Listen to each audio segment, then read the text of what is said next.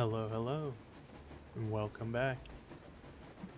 If the audio is a little weird, it might be because I had to reset all my audio settings at some point. So let's get into it.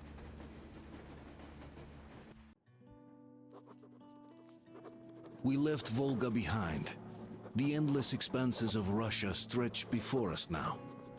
Regretfully, Duke was not destined to see them. Was his death a fault of mine?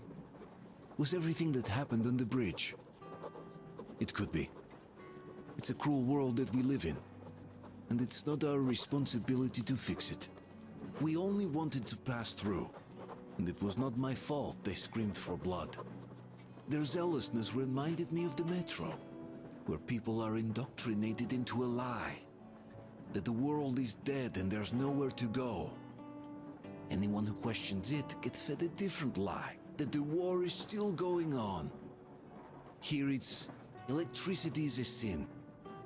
Same difference, really. Probably gonna start from here, but also, we're gonna see if we can fix that because I do not take that as a real thing. And we're gonna load last checkpoint. No, I'm not gonna be able to change it. So no, I can't fix it. Artyom. Artyom. Wake up, dear. Is he up yet? Artyom, the colonel wants you on the breach. See you later. Come on, wake up.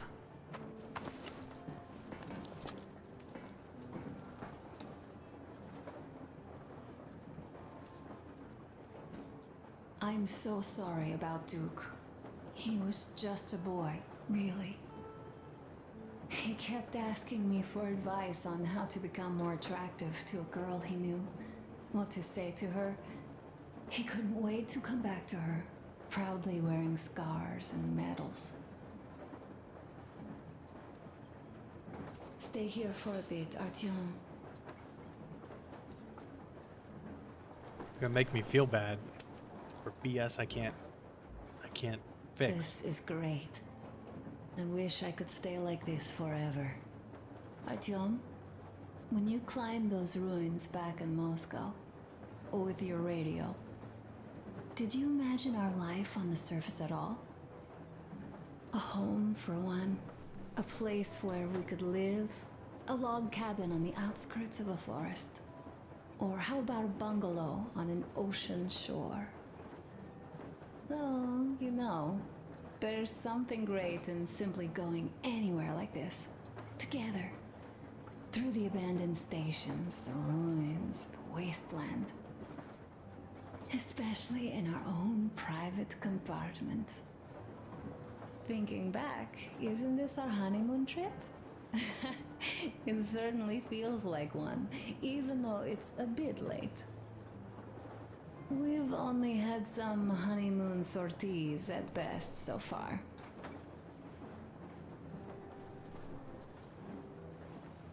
Alyosha keeps telling everyone Duke could have jumped off the bridge in time. The others are also holding well, but I just unraveled. Of course, I had friends die before.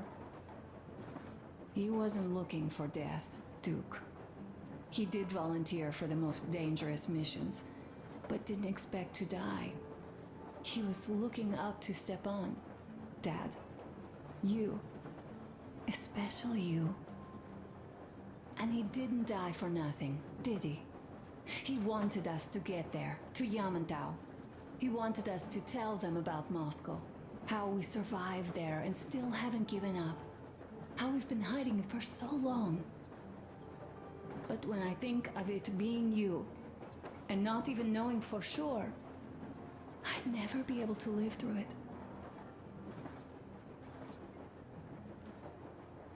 So, you think I should just let it all out? I don't think that would make me feel better. Huh. Leaving already? Well, go get them, Tiger. Well, I don't want to sit here for like the next hour.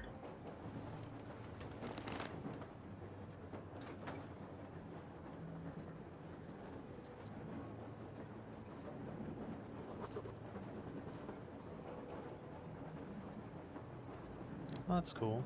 Give you a little backstory on anybody.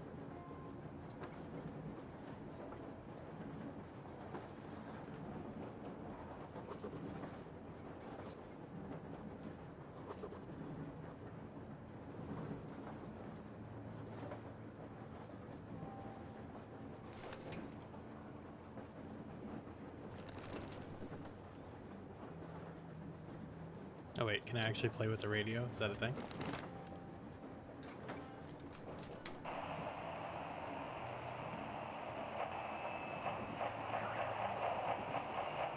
Canal, come in. Do you read me, Canal? More hold here. I'm in Yamantau.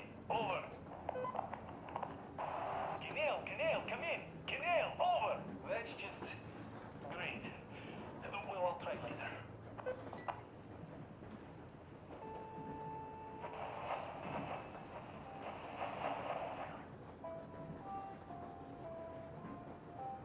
Oh, there's some nice radio out there. Why are you guys kissing Menchikov's ass so much? How long has it been since he even arrived in Irkutsk? Not even 2 years. You better reconsider your position on Meshnikov. Did you forget who started trading with the convicts from Zolotoy? Huh? Well, that was Zakhar's idea. And Zakhar is the man. He crossed Baikal. Alone. Rt-Xaio do anything he proposes at once. While Menshikov, I couldn't care less about. Aren't you getting too big in your head? You're so cool now that the relay gang is off your case? Don't fall off that high horse. Go to hell, Dan. Alright. I can live with listening to Menshikov if you're so fond of him. Enough of that shit already. The important part is that Irkut is still around, and you guys are too. You're right. That is the important part. Well, give my regards to Menshikov. Over and out. You devil. Over and out.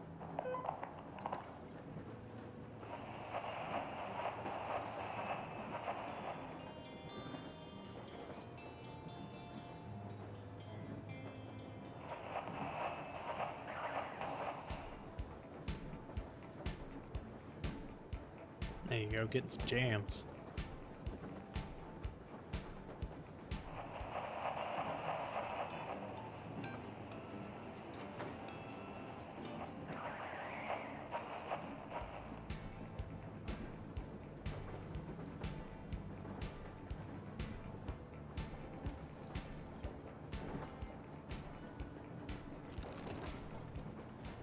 How long have we been on the road for? I've been listening to the radio too. And there was not a single transmission about any occupying force. There's so much regular chatter. So many stories. Dad says all those are coded transmissions, that they all have hidden meaning, but why would they be so secretive? Why aren't they using this railroad?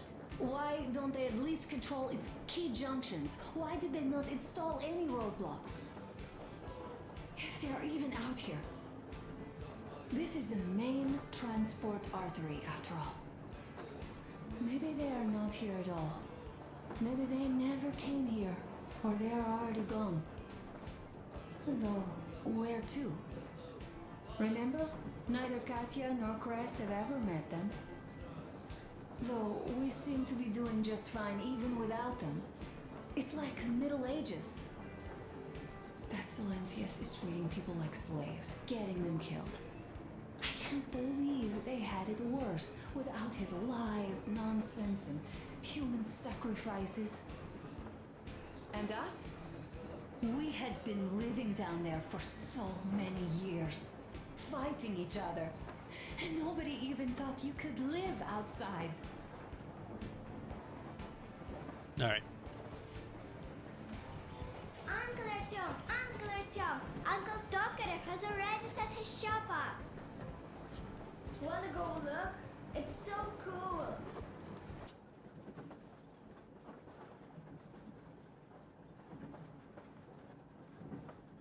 Aw, sad. Here, Uncle Artyom. Hi, Artyom. See my new place? Fit for a king, I must say. What do you think of this workbench, eh?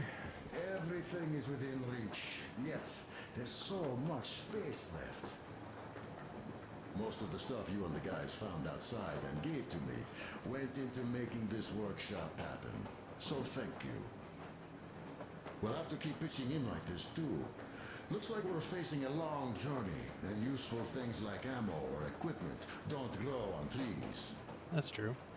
Plus, the further from Moscow we get, the harder they'll probably be to get. So don't forget to collect all the materials you find to keep us going. There's so many things to do.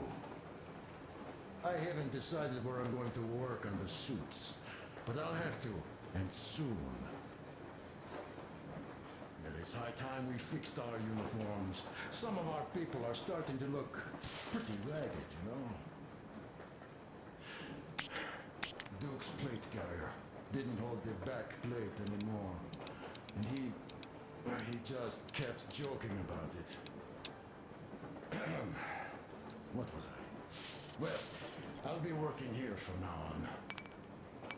Well, that's it. I bragged enough and won't waste any more of your time. The Colonel summoned you. Well, I have stuff to do too. You guys are fast to break gear, but none too expedient to fix it. Uncle Tokarev! Uncle Tokarev! What would you like to ask, Nastya? Uncle Tokarev, do you have a sewing machine? No, I don't. But how are you going to fix the suits then? Oh, smoke break. That's good.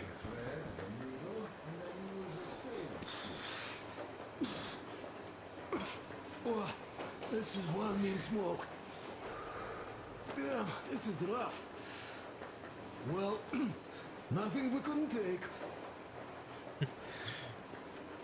Not real tobacco, I imagine.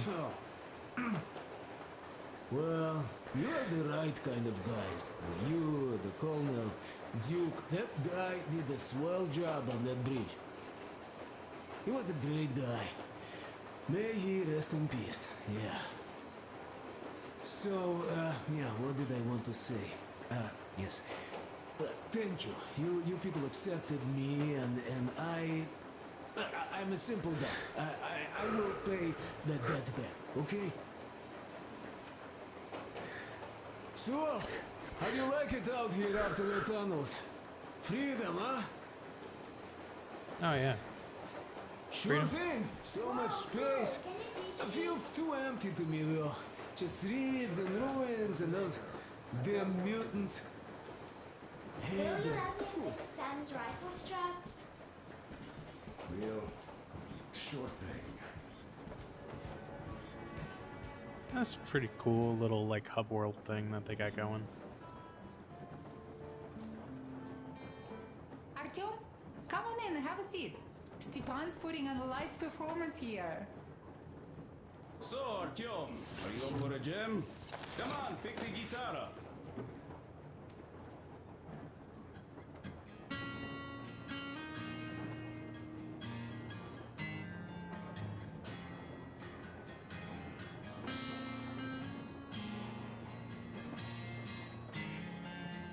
I love like the the non-hand movements.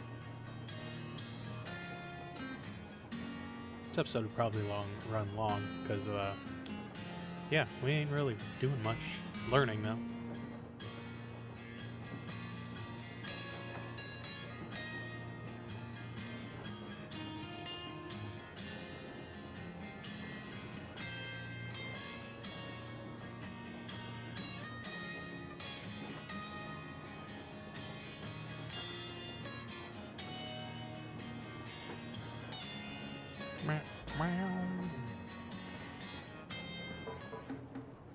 Thank you, Stepan.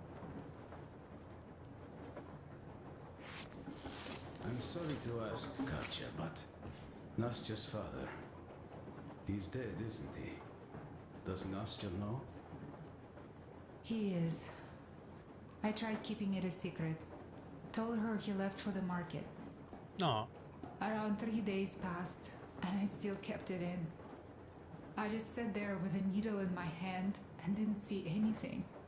It was all black before my eyes. And then she snuggles up to me and says, "You should cry, Mom. You will feel better." Sieni used to say it. So I cried and cried. She knows. She knows it all. I'm sorry, Katya. I'm so sorry. Let me tell you Well, how we guys, ended up at the bridge. To Duke's memory. Artyom, the colonel's waiting for you on the Stop with bridge. this funeral mood. It is Duke we are talking about. Do you recall how he came back from the library? Same thing here. Well, yeah, that time he pulled a fast one on us. We had the drinks ready. Sam said everything. Was a good speech, too. Thanks. Well, that is true. Don't be shy. So, Sam ends his speech, and then Duke asks, "Where's my drink?" So that is why I say we should wait. He came back from that library. And this is nothing. We will pick him up on our way back.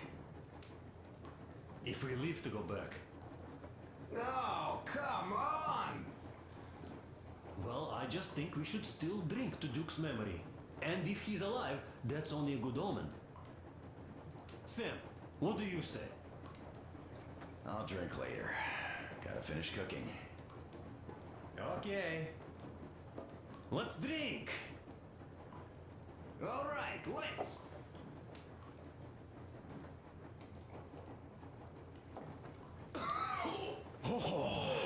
It's rough. Yeah. Kinda rough. By the way, speaking of omens, let's have a service for him once we come across another church. Duke didn't believe. And having met Salentis, I'm also wavering. No, they got bunnies. God is definitely a lost cause. But I imagine the Duke would like Valhalla. Paradise where fallen heroes spend eternity.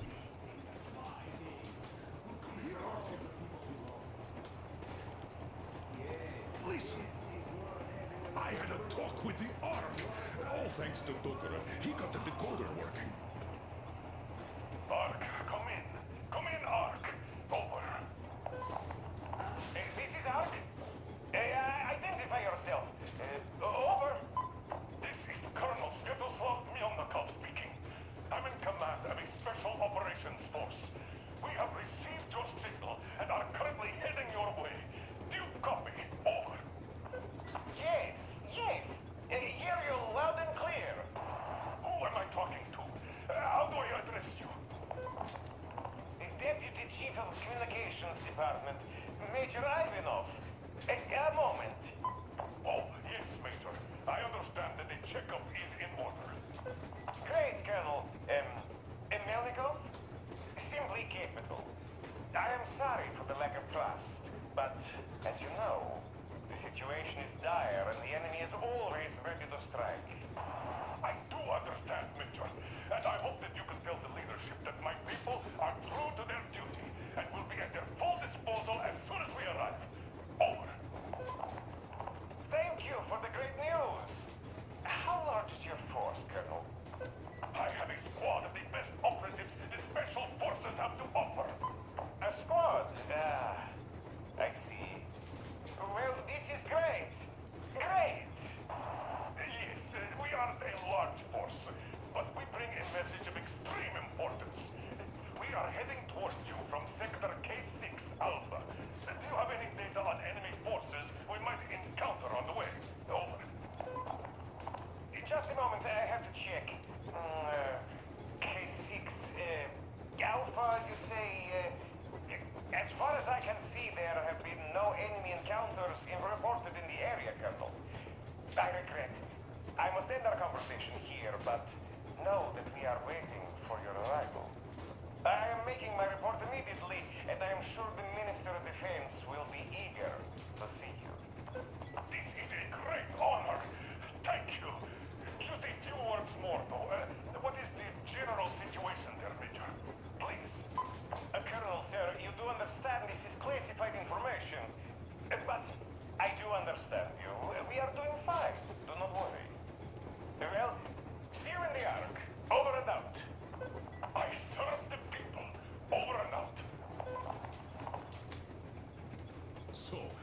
get this now, you doubting Thomas? I'm so excited, my hands are still shaking. The minister himself! This is incredible! By the way, Artyom, you should take a look at the map. As you can see, we're heading almost straight for the Yamantau complex. Katya and Crest tell me that the line there is in decent condition. Surprising, really, taking into account the number of priority targets there. So we can hope for smooth sailing from here, and right to the very destination. It's not even that far, but our speed depends on the state of the track. So I think it's going to take us quite some time to get there. So, Yermak, where were we? You were saying, it's all about results. Ah, yes. These soft-bellied attitudes must stop. The ends do justify the means. Well, I don't object. But not all ends can be called... We are approaching the Yamantau bunker, the final destination of our long journey. Direct radio contact with the bunker has completely dissolved Miller's resentment towards me for destroying our previous lives. He is eagerly anticipating the meeting with the Minister of Defense he was promised. Probably such things are important for a career officer. The people, though, are less interested. They are asking important questions. Where are the occupying forces? Why is there just wilderness and people gone wild around? What's stopping the government from restoring the country? What was being done in the last 20 years? Miller believes that we'll get all the answers. He will be pardoned, as well as Anna and I. And we will all return home to the metro. Alright, so we're going to end it there. I know that this episode was kind of boring, a lot of world building, but it is what it is. So, see you in the next one.